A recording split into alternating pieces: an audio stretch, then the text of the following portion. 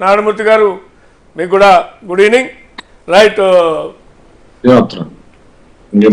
Right Janasena నాయకులు శ్రీనివాస్ గారితో ప్రారంభిద్దాం. శ్రీనివాస్ గారు, అంటే బీజేపీ జనసేన అదేవిధంగా టీడీపీ పొత్తు అనేటువంటిది ఇవాళ ఒక రాక్షస పాలన అంతమొందించడమే మా లక్ష్యం అనే దానికో మీరు ఒక మా గఠబంధన్ లాగా ఏర్పాటు చేశారు. కానీ సీట్ల దగ్గరికి వచ్చేటికి అక్కడో ఇక్కడో జనసేనకి ఇస్తే సహకరించమని, కొన్ని చోట్ల టీడీపీకి ఇస్తే సహకరించే ప్రశ్నే లేదని జనసేన కొన్ని చోట్ల భీష్మించుకుని కూర్చున్నట్టుగా వార్తలు వస్తున్నటువంటి పరిస్థితి కనపడితే, ఇక బీజేపీ పొత్తు అనేటువంటిది ఏ రకంగా పెట్టుకుంటారు? 10 సంవత్సరాలు కేంద్రంలో అధికారులు ఉండి రాష్ట్రానికి సరైన న్యాయం చేయని బీజేపీతో ఎట్లా అనే ప్రశ్నని ఇవాళ కొన్ని మీ ప్రత్యర్థి రాజకీయ పార్టీల ముందు తీసుకొస్తారు.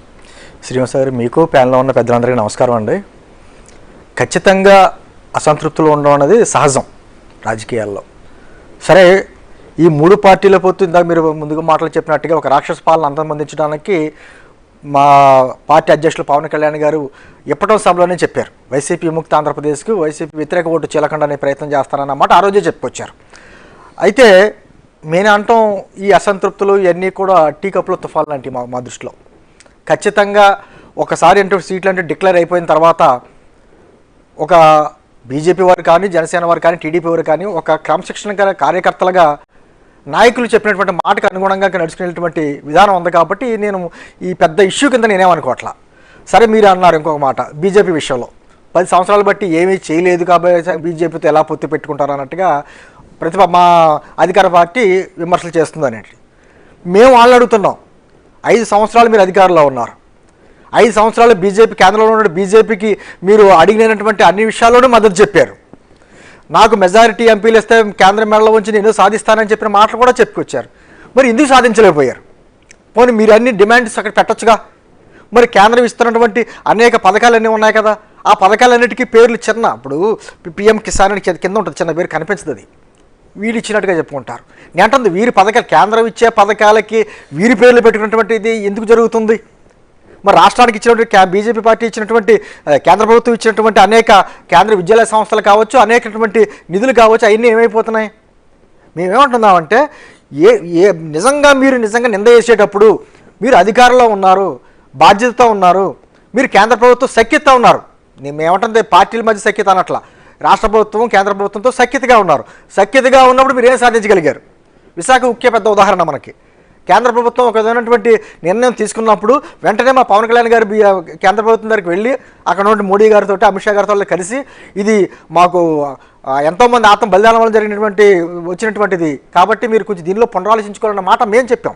మరి ముఖ్యమంత్రిగా ఏ రోజైనా పునరాలోచించుకోమని చెప్పారు. కానీ ఏదైతే విశాఖ ఉక్కు ఆంధ్రుల హక్కు అంటూ ఆనాడు దానికోసం పెద్ద పోరాటం, కాల్పులు, అనేక మంది చనిపోవటం, అదొక రకంగా. ఆ తర్వాత విశాఖ ఉక్కు అక్కడికి రావటం, దానివల్ల అనేక వేల మందికి ఉపాధి జరగటం, ఇవంతా జరిగింది. ఇవాళ కూడా అక్కడ ఐక్య కార్యాచరణ కమిటీగా జేఏసీగా ఏర్పడి ఆందోళన చేస్తున్నారు. జనసేన కూడా దాని మీద పెద్ద యుద్ధం ప్రకటించింది. కానీ ఏ కేంద్రం అయితే ప్రైవేటీకరణ చేస్తుందో ఆ కేంద్రం ఆ అధికారంలో ఉన్న బీజేపీతోనే ఇవాళ మీరు జతకట్టి ప్రయాణం చేస్తున్నట్టు ఎట్లా డ్యూయల్ రోల్ కదా. నేను అంటుంది, రాష్ట్రంలో ఉన్నటువంటి రాష్ట్ర ప్రభుత్వంగా కేంద్రం దగ్గరికి వెళ్ళి కనీసం మాకు మేము చేయగలిగాం, అదే డిమాండ్ వారు చేయగలిగారా? కనీసం డిమాండ్తో సరిపోతుందా? కనీసం అంటే అంటుంది, ఇక్కడ మాట్లాడతారు, కేంద్రంలోకి వెళ్ళి మాట్లాడరు. నేను అంటుంది, ఇప్పుడు విశాఖ ఉక్కుకి అక్కడ మద్దతు దీక్ష చేస్తున్న వాళ్ళకి మద్దతుగా వీళ్ళు ఉంటారు, మళ్ళీ కేంద్రంలోకి వెళ్ళి అక్కడ మాట్లాడలేరు. ఎందుకు అంటున్నాను ఈ జ్యువెలరీలు?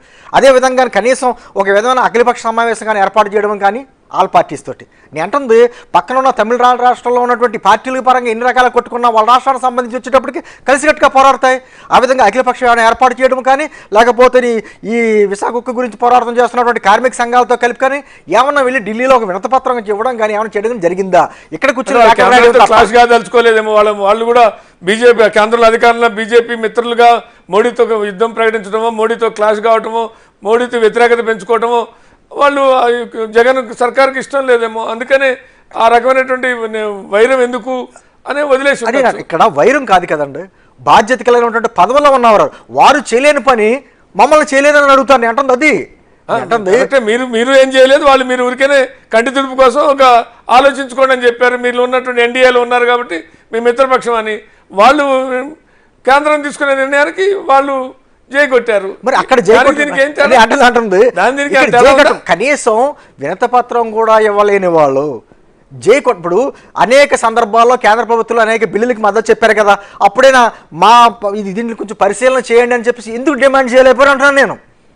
ఎందుకు కనీసం డిమాండ్ చేయాలి? రాష్ట్ర ప్రజలుగానే అంటుంది, పార్టీ పరంగా పక్కన పెట్టండి, రాష్ట్ర ప్రజల కోరిక మేరకు కనీసం ఒక డిమాండ్ అనేది చేయాలిగా, ఎందుకు చేయలేకపోయారు?